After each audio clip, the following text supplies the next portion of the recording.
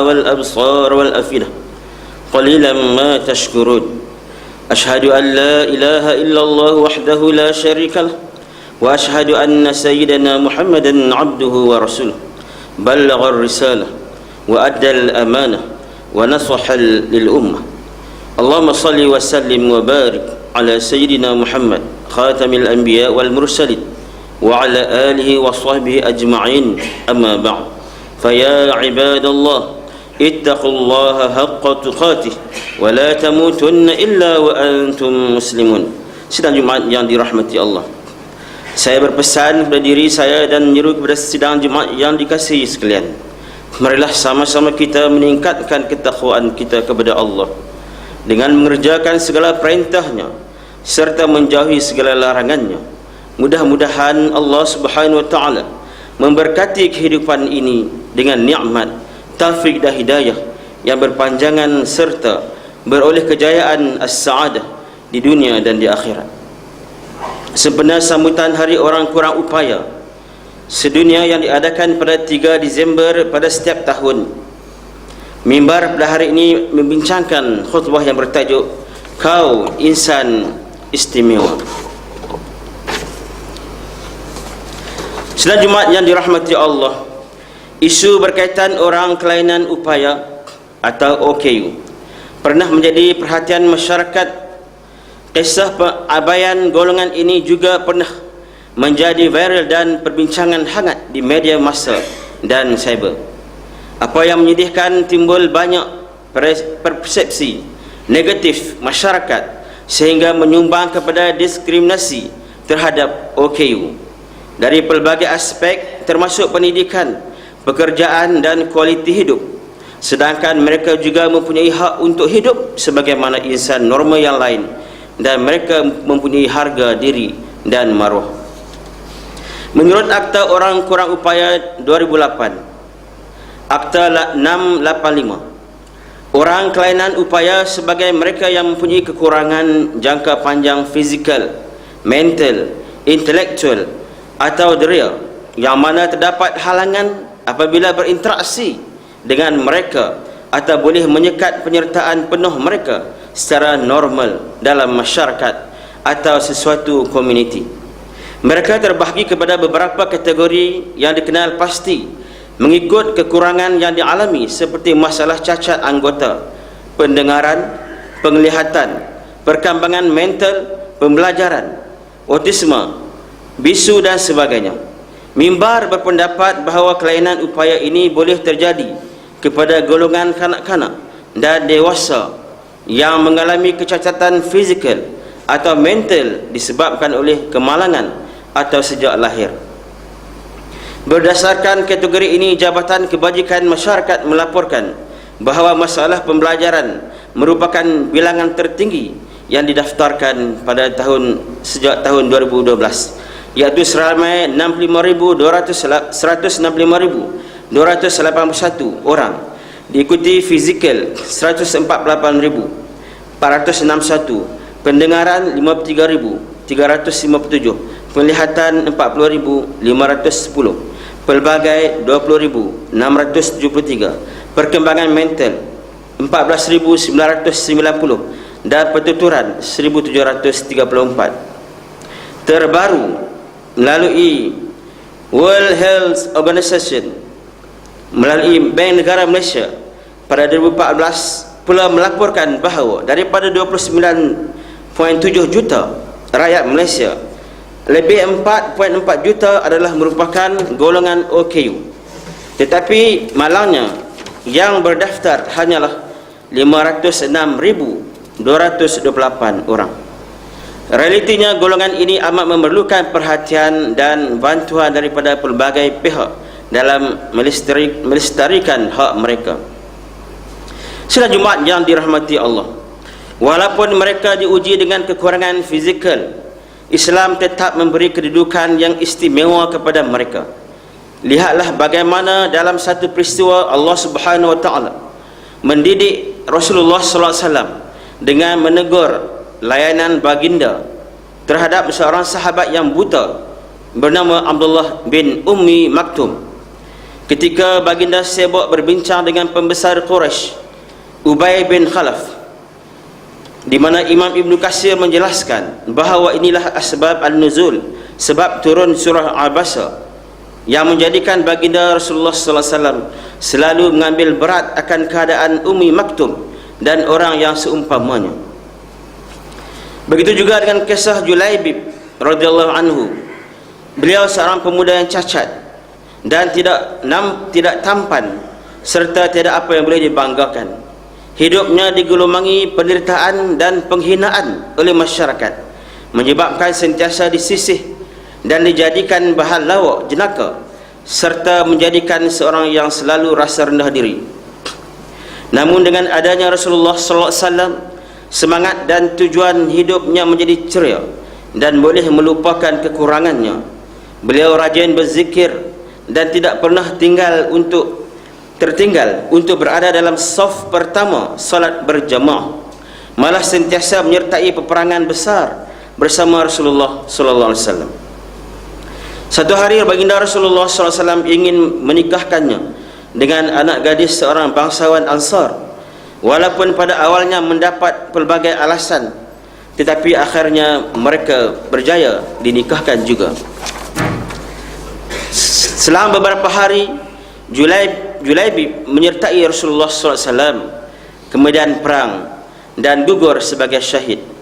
Jasad Julaibib yang bergelimpangan di sisi tubuh 7 mayat musyrikin yang dibunuh olehnya. Lalu Rasulullah SAW berdiri di sisi mayat Julaibib dan berkata, dia daripada golonganku dan aku daripada golongannya. Lihatlah betapa kasihnya baginda Rasulullah SAW terhadap Julaibib, seorang yang cacat, huduh dan miskin, tetapi darjatnya diangkat begitu tinggi oleh Allah Subhanahu wa taala kerana keimanan dan ketakwaan, kepatuhan dan ketaatan. Kemudian Rasulullah SAW sendiri menatang mayat Julaibib yang kerdil itu dengan kedua belah tangan baginda dan meletakkannya dalam liang lahat. Kisah ini memberi isyarat betapa Islam meletakkan kemuliaan terhadap kedudukan insan istimewa ini, sehingga mendorong mereka untuk menonjolkan prestasi, potensi diri, mencapai kejayaan dalam berbagai bidang seperti akademik, ekonomi, kemahiran, pertanian, perniagaan dan jihad dan seumpamanya. Namun bagi menggilap potensi mereka bukan suatu yang mudah. Kerjasama padu semua pihak bermula daripada diri individu, keluarga dan masyarakat dan kerajaan amat diperlukan sebagai menghormati kemuliaan tersebut. Firman Allah Subhanahu wa taala dalam surah Al-Isra ayat 70. A'udzu billahi minasyaitonir rajim. Wa laqad karramna bani Adam wa hamalnahum fil barri wal bahr wa razaqnahum minat thayyibat wa faddalnahum ala katsirin mimman khalaqna tafdila. Yang bermaksud, dan sesungguhnya kami telah memuliakan anak-anak Adam dan kami telah beri mereka menggunakan berbagai-bagai kenderaan di darat dan di laut. Kami telah memberikan rezeki kepada mereka dari benda-benda yang baik, serta kami telah lebihkan mereka dengan selebih-lebihnya atas sebanyak makhluk-makhluk yang telah kami ciptakan. Muslimin yang dirahmati Allah, sebagai masyarakat yang prihatin dan penyayang, kita perlu menerima kehadiran golongan ini seadanya serta membantu mereka menjalani kehidupan yang lebih baik. Antara khidmat yang boleh kita sumbangkan dalam menjaga kebajikan dan hubungan dengan golongan istimewa ini adalah: 1. Sentiasa menunjukkan nilai-nilai murni dan etika seorang mukmin dalam pergaulan dengan penuh mahabbah. 2. Menyediakan pelbagai kemudahan asas seperti kemudahan fasiliti, pendidikan, pekerjaan, perkhidmatan kesihatan dan sebagainya. 3. Mengamalkan sikap toleransi dan keadilan dalam sistem kehidupan bermasyarakat. Seterusnya mendidik mereka dengan ilmu agama yang secukupnya agar mereka berjaya menjadi insan yang bertakwa kepada Allah. Selari dengan usaha negara untuk memaju ke arah negara maju berpendapatan tinggi menjelang 2020, sudah pasti selain sumbangan dan komitmen semua pihak, maka golongan OKU ini juga termasuk sebagai penyumbang yang boleh menjayakan impian-impian berkenaan. Kita adalah percaya bahawa mereka juga ada peranan tersendiri andai diberi peluang dan ruang sewajarnya. Mimbar menyeru sidang Jumaat sekalian, marilah kita sama-sama bergandengan bahu dalam membela nasib dan masa depan insan istimewa ini. Mereka harus diberi ruang yang luas agar mereka dapat duduk sama rendah dan berdiri sama tinggi dengan orang lain yang sempurna sifatnya. Jika tidak, sudah pasti mereka akan terus tersisih dalam arus pembangunan negara menjelang tahun 2020 nanti. Mengakhiri khutbah ini, mimbar ingin berpesan kepada sidang Jumaat sekalian bahawa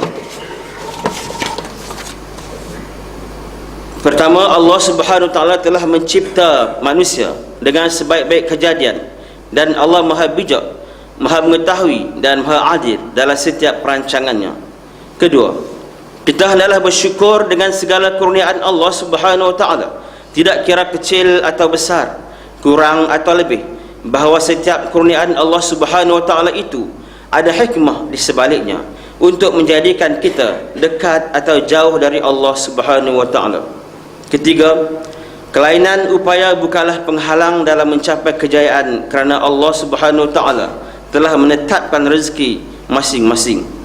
Dan keempat, semua pihak terutamanya keluarga dan komuniti terdekat perlu memainkan peranan membantu golongan kelainan upaya meneruskan kehidupan seharian dengan semangat persaudaraan Islam yang tinggi. A'udzubillahi minasyaitonirrajim. Sabbihis ma rabbikal a'la alladhi khalaqa fasawwa walladhi qaddara fahada. Yang bermaksud, bertasbihlah mensucikan nama Tuhanmu yang maha tinggi dari segala sifat-sifat kekurangan, yang telah menciptakan sekalian makhluknya serta menyempurnakan kejadiannya dengan kelengkapan yang sesuai dengan keadaannya, dan yang telah mengatur keadaan makhluknya serta memberikan hidayat petunjuk ke jalan keselamatannya dan kesempurnaannya. Surah Al-A'la ayat 1 hingga 3. Barakallahu li wa lakum bil Qur'anil azim wa nafa'ani wa iyyakum bima fihi minal ayati wadh-dhikril hakim wa taqabbala minni wa minkum tilawatahu innahu huwas sami'ul alim. Aqulu qawli hadha wa astaghfirullahal azim li wa lakum wa lisairil muslimina wal muslimat wal mu'minina wal mu'minat al ahya'i minhum wal amwat fastaghfiruh innahu huwal ghafurur rahim. Allahumma shalli ala sayyidina Muhammad wa ala alihi wa sahbihi wa sallim. ورضي الله تبارك وتعالى عن كل الصحابة أجمعين.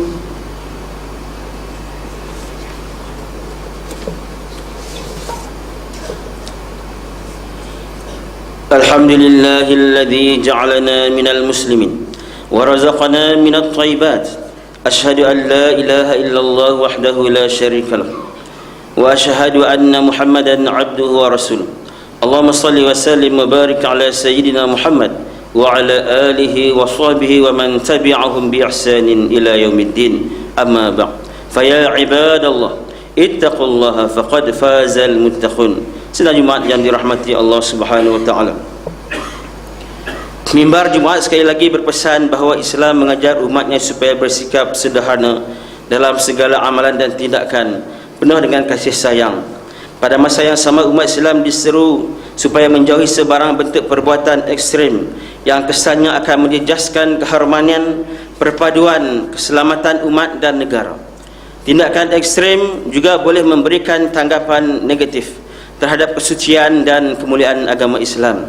Sebaliknya, seluruh umat Islam amatlah dituntut agar menampilkan kemuliaan akhlak sesama insan, sikap dan keperbedaan tinggi sebagai Muslim sejati, agar umum mengetahui bahawa baginda Rasulullah sallallahu alaihi wasallam diutus dan Islam yang diperjuangkan adalah rahmat bagi seluruh umat dan sekalian alam.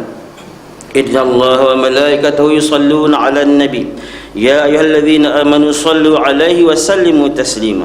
Allahumma salli wa sallim 'ala sayyidil mursalin waradallahumma an ashabihi wa qarabatihi wa azwajihi wa dhurriyyatihi ajma'in.